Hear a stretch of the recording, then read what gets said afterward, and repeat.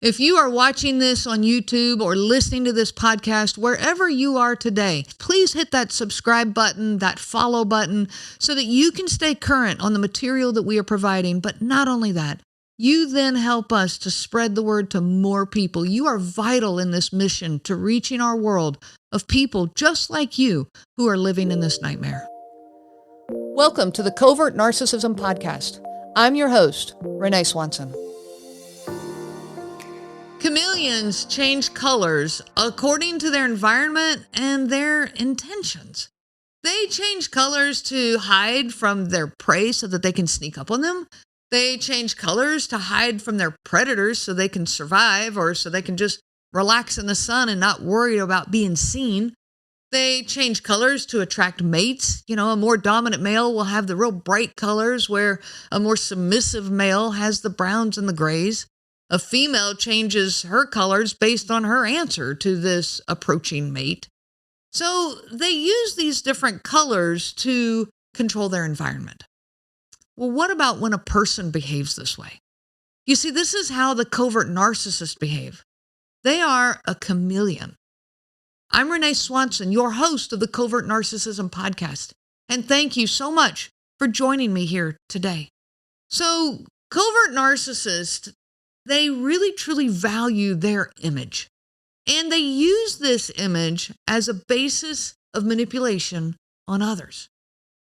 They rely heavily on this image for the different roles that they have in life, which we all have different roles in life, and we're going to talk about that in a minute, but they use these roles as a form of control and manipulation over others.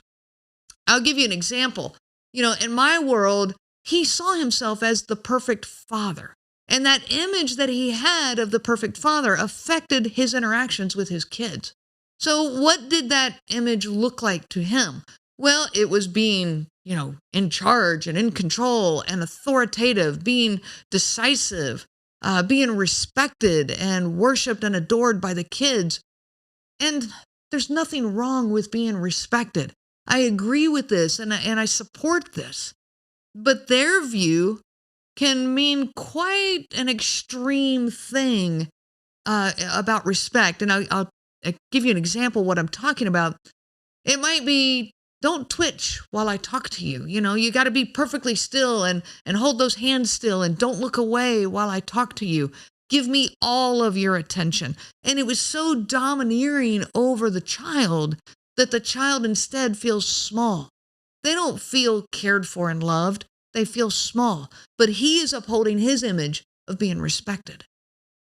I'll give you another example of the way they use, their own image as a manipulation over others is in a group setting, the conversation, maybe it turns to real estate. And maybe they don't have any, knowledge and experience with real estate, but all of a sudden they become the real estate expert. They see themselves as the smartest person in the room, no matter what the topic is. So now they have to live up to that image and extend all of their great knowledge about real estate. Maybe it doesn't even have to be true or not, doesn't matter, but they are now the authority on the topic, and there's no room for disagreement with their thoughts and opinions. So they create this image in their head of who they are, and they want others to believe in this image. That's where the chameleon comes in, because they have different hats they have to wear, different masks they have to put on. They change their color to manipulate those around them into thinking certain things about them. If they're with their political friends, they are now the political expert, even though maybe they don't really care about politics, but that doesn't matter. They're giving their great viewpoints on what is wrong with the world and how it should be fixed because they are the political expert. If they're with their religious friends, now all of a sudden they're the most religious person around, quoting scripture and talking about things that are going on in their church, even though maybe they haven't been there in weeks or months. If they're with their coworkers who like golf, well, now all of a sudden they're an expert on golf, correcting their swing or critiquing their game, recommending better clubs, anything to show their great knowledge, even though maybe they've only played a few times. They have so many different faces for different people and different scenarios. Now, you might be thinking, isn't this just adaptability? Now, adaptability is a great thing. There's nothing wrong with it. We all do some of that. We have different roles to play in different parts of our life. If I'm at work, I have a different role that I'm playing. So, yes, I'm going to adapt to the situation. If I'm a parent at a birthday party for my kid, I'm going to put on a different hat because I'm playing a different role there. But there's a difference here, okay? And that difference is the genuine, caring, and compassionate person isn't manipulating others. They're just fulfilling different roles for different scenarios. And we do this because different people have different needs or because we have different duties to fulfill. The same genuine person wears different hats in various roles of life. But this is not true of the covert narcissist. While their mask may look different for different people, the underlying narcissism is still there. This is not, the genuinely caring person fulfilling different roles. This is the defensive, self-focused person putting on different masks for different people. They're showing different images that they want upheld, images that they want believed about them, but it's the same entitlement, superiority, defensiveness, hypersensitivity, victim roles, all of this. Those covert narcissistic traits do not go away, just like your genuine compassionate self does not go away. Now, these masks, they serve a lot of different roles.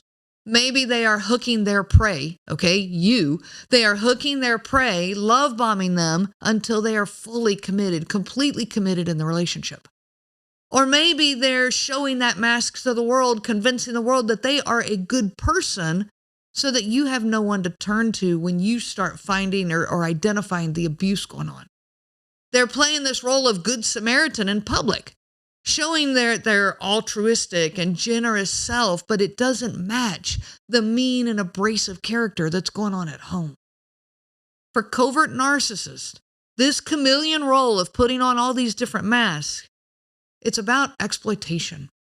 They want the upper hand. They want the position of authority, the position of superiority. They have a hidden agenda. So what are some signs of an exploitative relationship? When you think about signs that you're being exploited, what comes to mind? Do you know this word? Do you know how you would answer that? As I started researching this, I was blown away by the parallels to life with a covert narcissist. When you start looking at the signs of an exploitive relationship, it lines up perfectly with signs of a covert narcissistic relationship. Let's go through some of these. One sign is that the relationship of exploitation often, not always, often moves at lightning speed. You see, they come on very strong and very fast. They appear, very caring and giving. This is that mask that we were talking about just a minute ago, appearing so generous and sensitive and caring, but they hook you so fast. The sooner that they can earn your trust, the sooner they can get on with their agenda. Now, again, this is not always true, but it is a very common trait of a covert narcissistic relationship. Another sign is dishonesty. Again, it's not always present, but it is often there with covert narcissists. It can be straight out pathological lies or maybe just manipulations of the truth. And that, I'm going to say, is almost always there with a covert narcissist. The truth gets manipulated and turned and twisted in whatever way they need to make themselves come out looking like the good person. They use this to control your image of them and anyone else who might be listening in. Now, other signs of an exploitive relationship. You don't feel good about yourself. And you may not even know why. You don't feel good about life. You don't feel good when you're together. You feel off or you feel like down and discouraged. Your time with them leaves you doubting yourself and doubting your self-worth and arguing with yourself in your head, trying to validate to you who you are. And you walk away doing this, but you may not even be able to put your finger on why. Your self-esteem takes a plunge. In these relationships, victims of, exploitation, they're often at an all-time low in their self-esteem, but they don't know why. And so they think something is wrong with me. Something is wrong with, what I need to work on. I need to get better at this, or and they go down that path of self-reflection going, what's wrong with me? When all along, it's not them that's the problem. Another sign of an exploitive relationship is a power imbalance. This does not feel like a team. When you are in a relationship with an exploitive, manipulative, narcissistic, toxic person, you do not have a teammate. They are in a position of authority or superiority over you.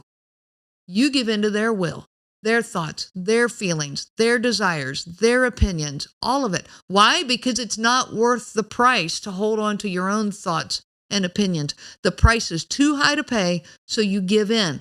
The power imbalance gets off. And they might even use threats and manipulations. Guilt manipulation is a big one. They turn everything back on you, triggering your desire to be a kind and caring person, saying things like, let's say you have an evening planned with your friends and you're going to go out with your friends, and now all of a sudden they get all sad and down, and I can't believe you're going out with your friends and leaving me here all alone. And they trigger this guilt in you. And they'll ask, do you really have to go? Making you the bad guy when you have to say, yes, I'm going. And now you feel bad for going. Or you feel obligated to stay and take care of them. This is a guilt manipulation, and it's not okay. You see, and a non-exploitive person, they might want you to stay home. Like, there's nothing wrong with that in a relationship. And you go, boy, I really wish you were going to be home tonight. We could watch a movie together. Like, it's okay to voice that. But somebody who's not being manipulative, they might voice that and say, boy, I wish you really could stay home tonight, but I get it. You haven't seen these friends in a while. Go, have a good time. And they balance that with giving you the space to say, hey, I really do want to go with my friends. And they give you that. This is the give I talk about that's missing in a relationship with a covert narcissist. You see, the covert narcissist won't ever give you that. They will say, I wish you were staying here, and I don't know what I'm going to do with my time. I think I'm going to be lonely tonight. They don't ever give you that space of saying, hey, go have a good time with your friends. I really think you should. Now, when you return home after being with your friends, a non-exploitive person might say, oh man, I missed you tonight, but did you have a good time? And they show genuine care into the time you had with your friends. And you can feel the genuineness. You know what that feels like. You know the difference. A covert narcissist, a manipulative, exploitive person, they don't really care about how your time with your friends went. They care about your attention that you can now give back to them. So they might ask, did you have a good time? But they won't even listen to the answer. They've already moved everything back to being all about them. And now it's, I missed you so much, and you need to do this for me, or, you need to come snuggle with me, or you need to go watch a movie with me. Or you might even get, I'm going to bed because I'm just too sad and depressed. And you might get that persona, and they might even say to you, well, I at least hope that you had a good time tonight. Talk about manipulating your own guilt. Jealousy goes hand in hand with this. In fact, that's what's being voiced here. They are jealous of anyone that you spend time with. Friends or family, doesn't matter. They will isolate you from your friends and family. They do not value or respect your time that you put into other people. Instead, there's a price to pay for spending time with your loved ones. And in this process, they isolate you. You become isolated from your friends and family because it's not worth the price. And so now here you are in this relationship that's uncomfortable, manipulative, toxic, abrasive. You're isolated from your friends and family until you feel like you have no one to turn to. You have no other support other than this partner who you may not realize has been manipulating you, but you now believe they are the only person you have for emotional support. You feel like you have no one to turn to. And I'm telling you now, yes, you do. That emotional support that you're looking for when you put your hope in this person who is exploiting you, okay, turn that hope back into yourself. Turn that hope back into those few people of friends and family that are there. They're around you. They just have to be found and reconnected with. Gaslighting is a sure sign of an exploitive relationship. And I've done multiple episodes on gaslighting, and if you miss these, please go back and listen to them. This topic alone can consume hours of discussion. According to the Merriam-Webster Dictionary, I'm going to read to you the definition of gaslighting. It is pathological manipulation of a person, usually over an extended period of time, that causes the victim to question the validity of their own thoughts, perception of reality, or memories. And it typically leads to confusion, loss of confidence and self-esteem, uncertainty of one's emotional and mental stability, and a dependence on the perpetrator. That sums up everything that we are talking about. The exploitive nature of a covert narcissist is so damaging. And it's a behavior that puts them in this position of power over you to gain something from you. What is it they want?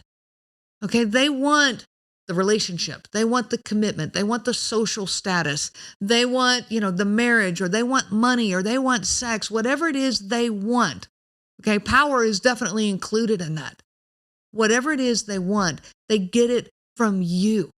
But it comes at such a high price. It comes at the price of your desires, your dreams, your interest, your soul. It comes at the price of you. Now, you might be asking, how in the world did I get here? How did I end up in this position? It sounds so bad. And it is. It's horrible. How you ended up there and what you can do to get out of it is where we are headed in the very next episode. I'm going to explore that topic right there of these behaviors that trapped you, and now how you can turn this in a direction of healing and in a direction of hope. I can't wait to talk to you next week. Hit that subscribe button so that you don't miss these episodes. It puts it right there for you in your notifications. And not only does it help you then, but as these numbers go up, it helps us to better be able to reach our world. This world out there of so many people that are hurting just like you. So be a part of our team in helping our world. I look forward to talking to you next week, and I wish you so much peace on your journey of healing. You have been listening to the Covert Narcissism Podcast with your host, Renee Swanson. Be sure to check out our website at www.covertnarcissism.com. There you will find many resources just for you to help you on this journey.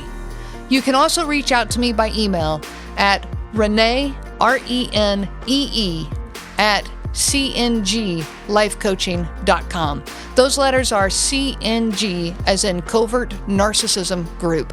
I do look forward to hearing from you. I wish you so much peace on your journey of healing. The information provided by Renee Swanson and the Covert Narcissism Podcast is for educational purposes only and is not to be used for diagnosis purposes and not intended to be a substitute for clinical care. Please consult a healthcare provider for guidance specific to your case. This material discusses narcissism in general. It does not claim that any specific person has narcissism and should not be used to refer to any specific person as having narcissism. Permission is not granted to link to or repost this material to support an allegation or a claim that any specific person is a narcissist. That would be an unauthorized misuse of the material and information provided.